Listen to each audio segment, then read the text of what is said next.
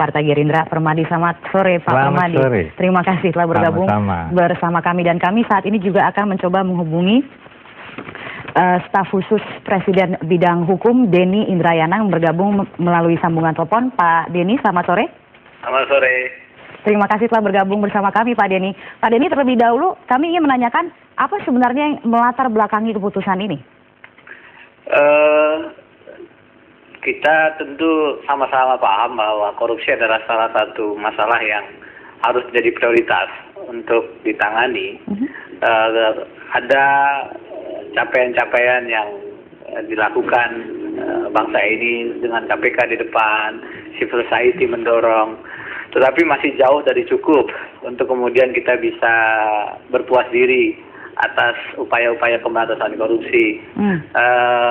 Deterrence efek jerah yang diharapkan bisa muncul dan menyebabkan orang kemudian cenderung tidak koruptif, itu tidak terjadi, salah satunya karena pemidanaan, penghukuman itu cenderung menurun, baik dari segi penuntutan maupun pemidanaan, dan itu kemudian makin rendah karena kemudian ada remisi.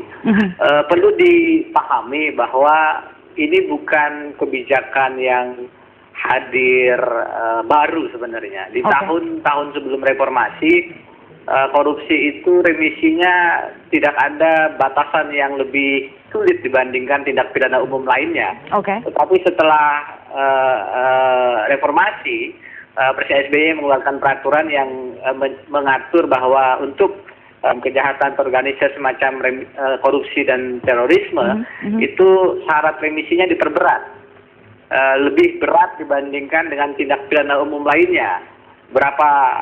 Setelah menjalani hukuman lebih berat dibandingkan tindak pidana umum lainnya. Nah, tetapi melihat kecenderungan akhir-akhir ini di mana remisi yang menurut undang-undang itu memang hak narapidana kemudian menyebabkan deterrence effect yang diharapkan muncul tidak terjadi, Presiden kemudian memandang perlu untuk lebih menegaskan itu, dan mengatakan kemarin dalam diskusi kami bahwa ya remisi ini dihentikan, dan aturan-aturan yang terkait terhadap pemberian remisi itu diperjelas, dipertegas agar sejalan dengan kebijakan Presiden tersebut.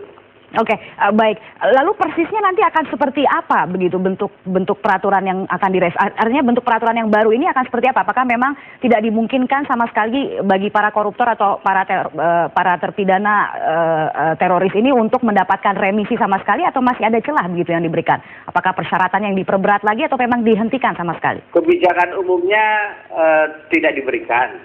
Walaupun saya kemarin sempat menyampaikan kepada Bapak Presiden, pendapat saya pribadi, Pak, saya bilang kalau saya masih memungkinkan untuk orang yang membongkar kasus korupsi. Jadi misalnya semacam Agus Condro, contoh yang paling gampang itu Agus Condro, di mana dia kemudian menjadi justice kolaborator, pelaku yang bekerja sama yang menyebabkan kasus korupsi yang lebih besar terungkap. Maka pada tahap penuntutan KPK menuntutnya lebih rendah. Pada tahap vonis, hakim tipikor memvonisnya lebih rendah dibanding pelaku lainnya, dan pada saat menjalani hukuman pun akhirnya diberikan remisi. Saya kemarin sempat menyatakan, Pak, kecuali untuk justice kolaborator, tetapi Presiden tidak memberikan. Jadi ada pengecualiannya juga begitu ya? Saya beralih dulu ke Pak Permadi, tanggapan Anda? Menurut saya sia-sia aja lah. Sia-sia? Sia-sia. Karena? Sebab hukumannya sangat ringan koruptor-koruptor itu. Jadi yang dihukum berat sampai 20 tahun, seumur hidup itu nggak ada. Bahkan hukuman mati nggak ada. Cuma 3 tahun, 2 tahun. Coba yang terima dari anggota-anggota DPR, cuma dihukum 1,5 tahun, segala macam. Itu diberi remisi itu tidak sama aja. Lagi pula, saya berani taruhan, mereka tetap mendapat fasilitas, bisa pulang, ruangannya ber-AC, ada televisi, segala macam. Ya sama aja nggak dihukum. Pak Tarto punya sepesimis Pak Permadi begitu dengan ada yang mengatakan ini adalah terobosan. Iya, tentu kita melihat bahwa memang hukuman bagi koruptor itu kalau kita sepakat bahwa itu merupakan kejahatan yang luar biasa, tentu penjatuhan hukumannya harus cukup berat.